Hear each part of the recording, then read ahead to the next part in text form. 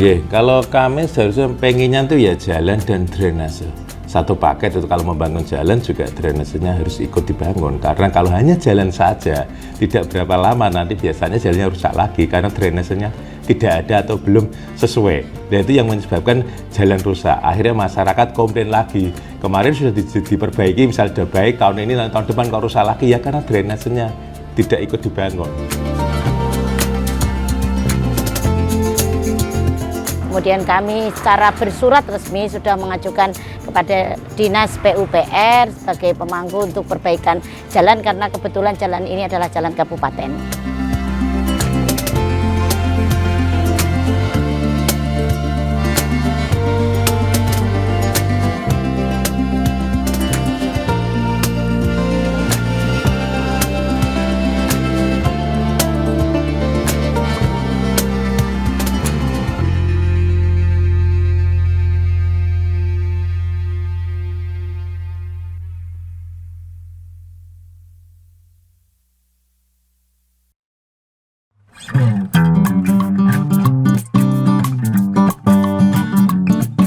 Kabupaten Kudus adalah salah satu kabupaten di Jawa Tengah yang terus tumbuh dan berkembang.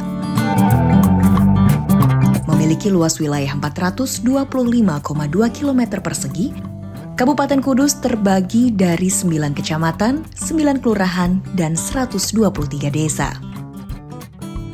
Berada di jalur strategis, jalur Pantura Jawa, Kabupaten Kudus menjelma menjadi daerah yang makmur dan menjadi kota industri yang maju dan modern.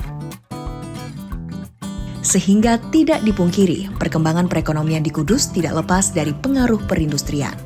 Pasalnya, beberapa perusahaan industri besar, di mana salah satunya adalah perusahaan rokok, ada di Kabupaten Kudus. Dikenal sebagai kota kretek, keberadaan industri rokok di Kabupaten Kudus telah menjadi urat nadi perekonomian masyarakat. Industri yang menyerap ribuan tenaga kerja ini telah menjadi sumber penghasilan bagi masyarakat secara turun-temurun. Industri rokok di Kabupaten Kudus tergolong industri yang padat karya. Industri rokok juga mempunyai keterkaitan yang sangat kuat dengan sektor hulu, khususnya perkebunan tembakau dan cengkeh, serta sektor hilir, yaitu sektor usaha mikro, kecil, dan menengah yang menjadi outlet pasar produknya. Sehingga di Indonesia, industri rokok dan produksi tembakau menjadi bagian penting dalam mendorong pertumbuhan ekonomi nasional, mengurangi pengangguran dan kemiskinan, serta mampu menyumbang pendapatan negara hingga triliunan rupiah setiap tahunnya.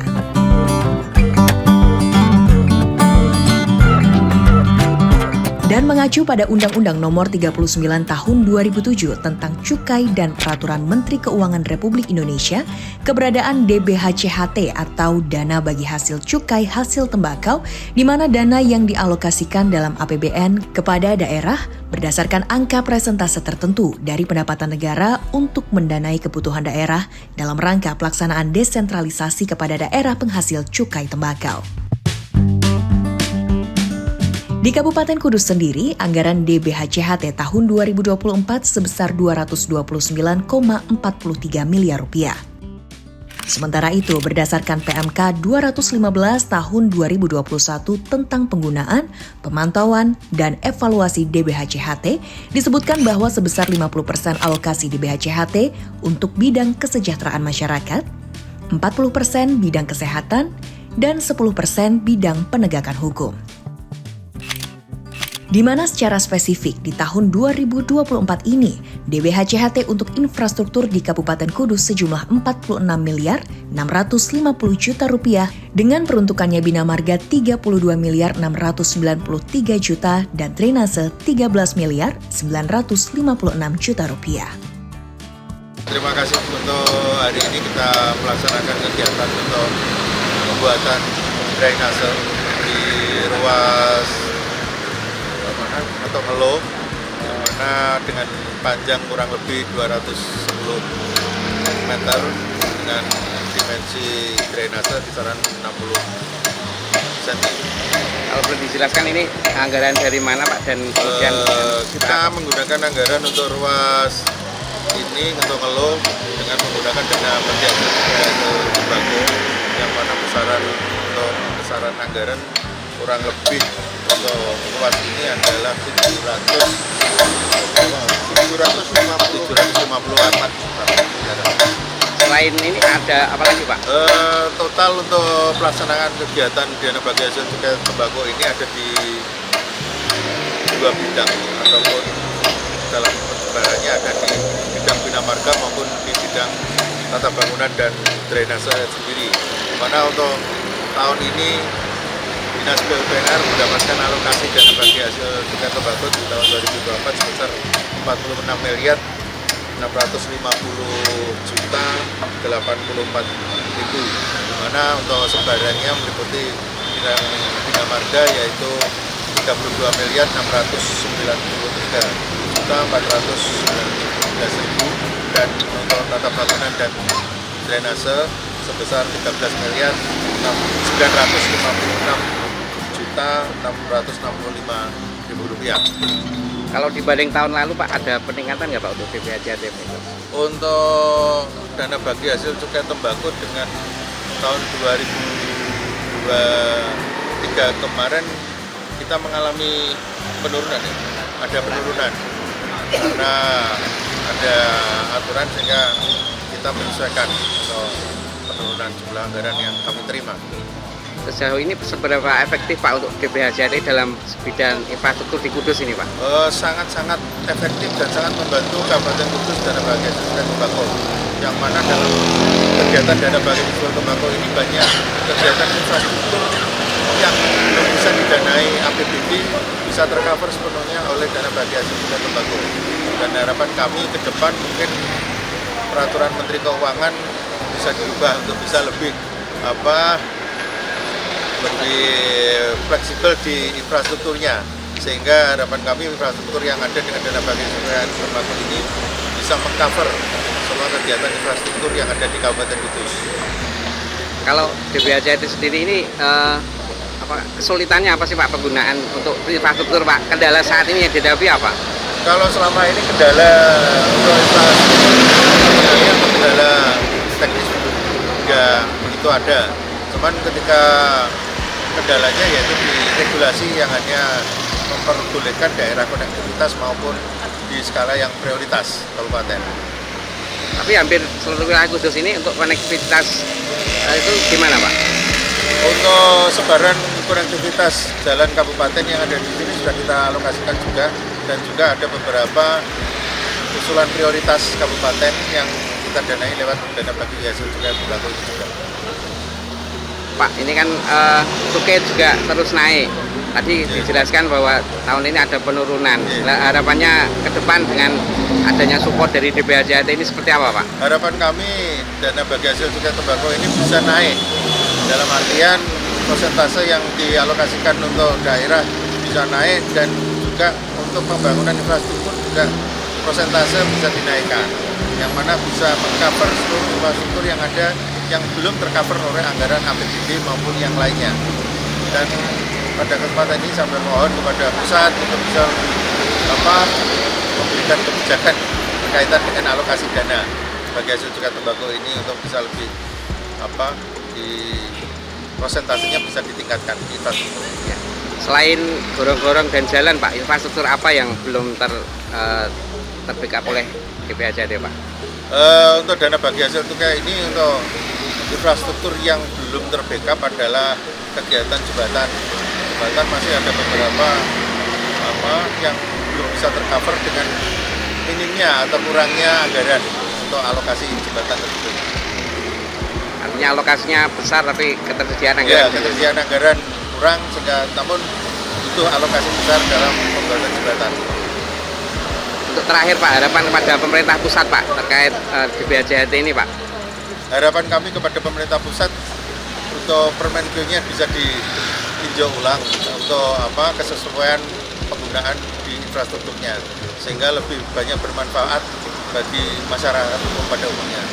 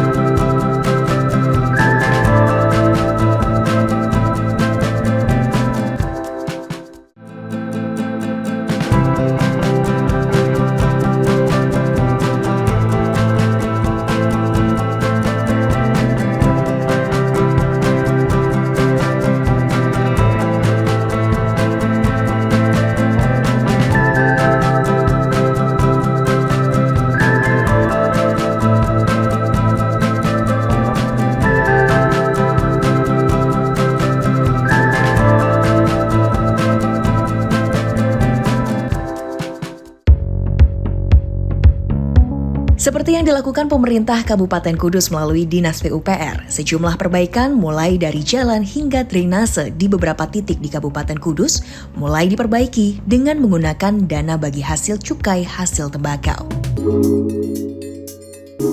Beberapa titik jalan dan drainase yang dibangun dengan menggunakan DBHCHT di antaranya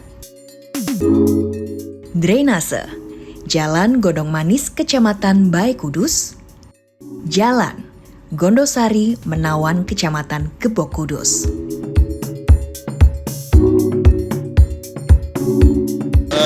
Terima kasih. Untuk hari ini kita melaksanakan pekerjaan jalan untuk ruas Gebok Menawan, di mana target pelaksanaan kita rencanakan di 3 kilo 100 meter dengan lebar kurang lebih 5 sampai 5,5 meter. Adapun untuk anggaran yang digunakan untuk ruas jalan ini adalah lewat dana bagi hasil cukai hasil tembakau. Total anggaran untuk tahun ini ada sekitar 46 miliar sekian, yang meliputi 32 miliar sekian ada di bidang Bina Marga, sedangkan sisanya ada di 13 sekian miliar di tata bangunan dan drainase. Adapun untuk bidang Bina Marga sendiri yang teralokasikan 32 miliar 693 juta, ada kurang lebih 26 titik yang akan kita laksanakan di Kabupaten Kudus ini.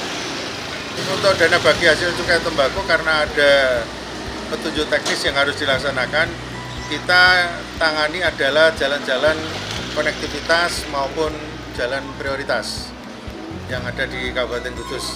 Seperti seperti yang ada di sini adalah masuk dalam konektivitas yang mana menghubungkan jalan penghasil ataupun industri tembakau rokok yang ada di seputaran Sukun ini. Pemerintah daerah sangat terbantukan dengan adanya dana bagi hasil cukai tembakau ini, mengingat kondisi APBD kita yang lumayan masih kecil, sehingga sangat terbantukan dengan pembangunan infrastruktur melalui dana bagi hasil cukai tembakau ini. Harapannya ke depan untuk dana bagi hasil cukai tembakau bisa ditambah untuk persentase infrastrukturnya. Mengingat kondisi infrastruktur jalan, terutama apabila musim hujan maupun yang lainnya di force majeure mungkin sering terjadi kerusakan. Untuk ruas kita ada di 26 titik ruas. Untuk kilometer yang kita tangani sangat variatif, juga kita bisa menyampaikan.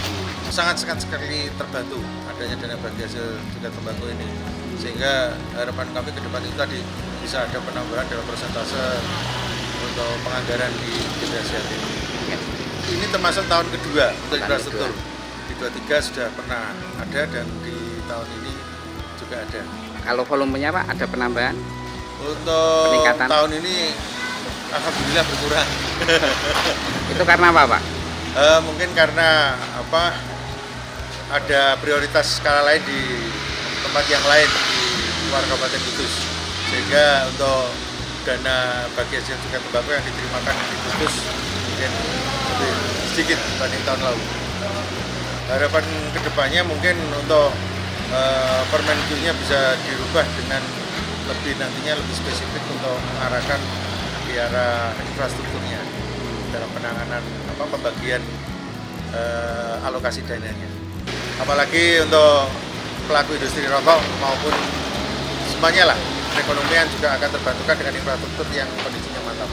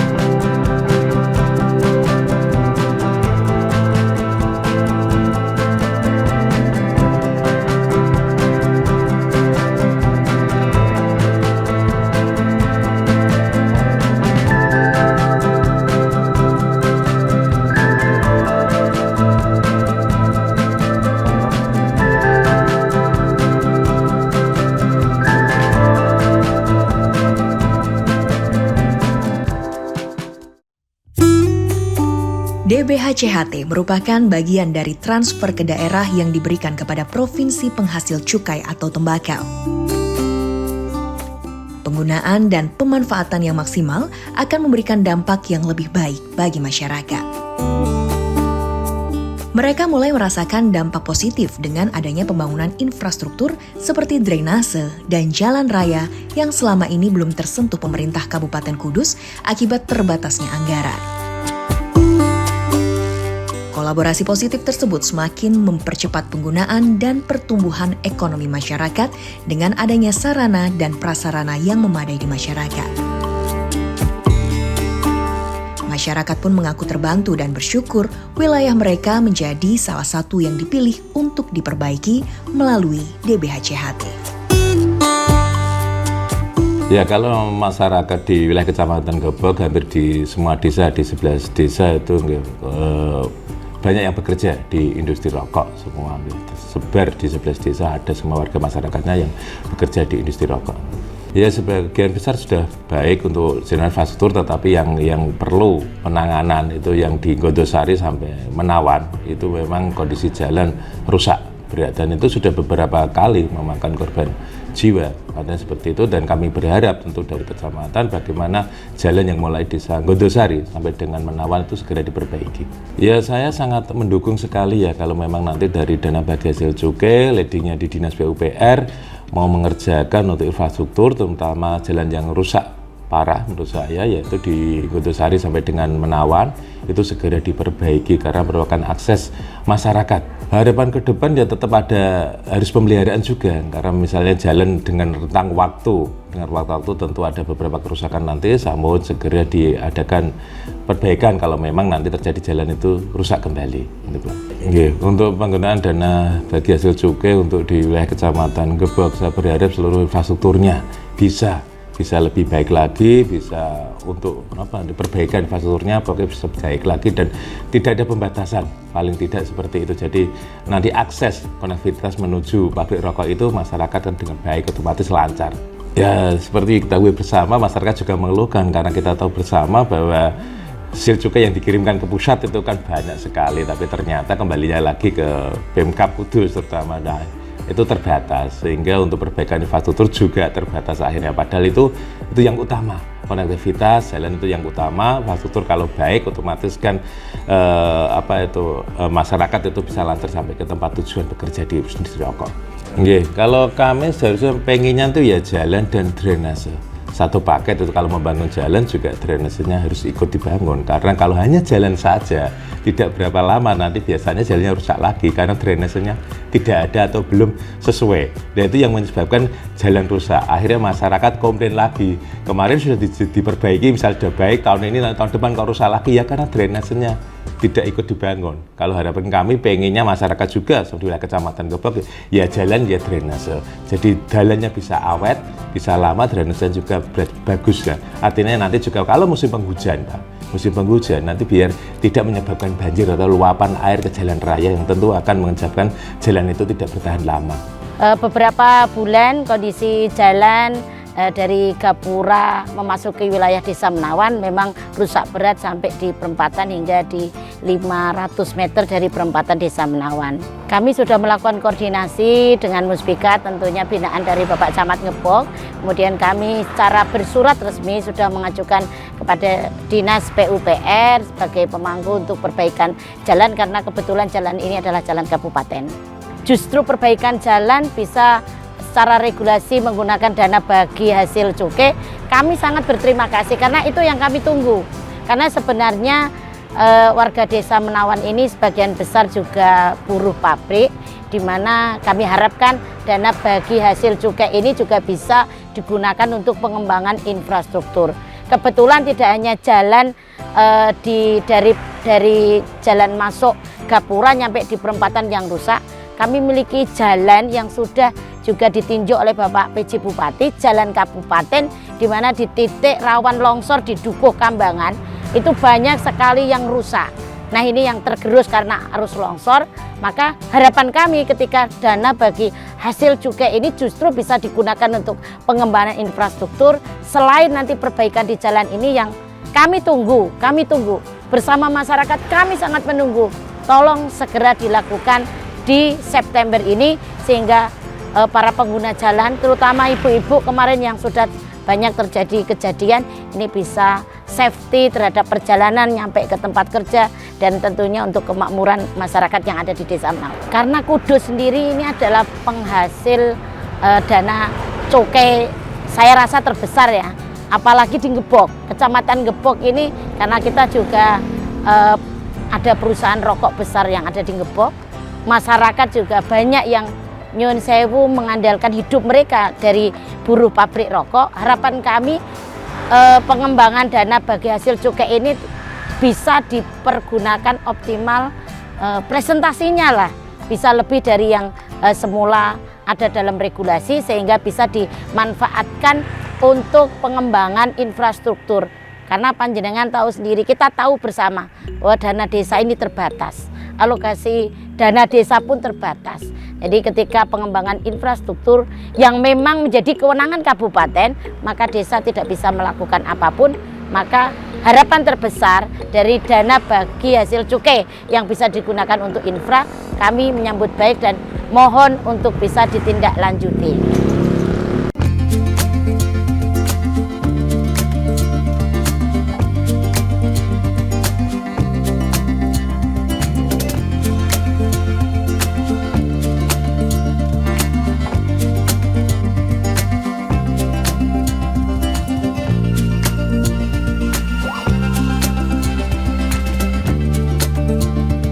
Nggih, kalau kami seharusnya pengennya tuh ya jalan dan drainase. Satu paket itu kalau membangun jalan juga drainasenya harus ikut dibangun. Karena kalau hanya jalan saja, tidak berapa lama nanti biasanya jalannya rusak lagi karena drainasenya tidak ada atau belum sesuai. Dan itu yang menyebabkan jalan rusak. Akhirnya masyarakat komplain lagi. Kemarin sudah diperbaiki, misalnya sudah baik, tahun ini, tahun depan kok rusak lagi ya karena drainasenya tidak ikut dibangun. Kemudian kami secara bersurat resmi sudah mengajukan kepada Dinas PUPR sebagai pemangku untuk perbaikan jalan karena kebetulan jalan ini adalah jalan kabupaten.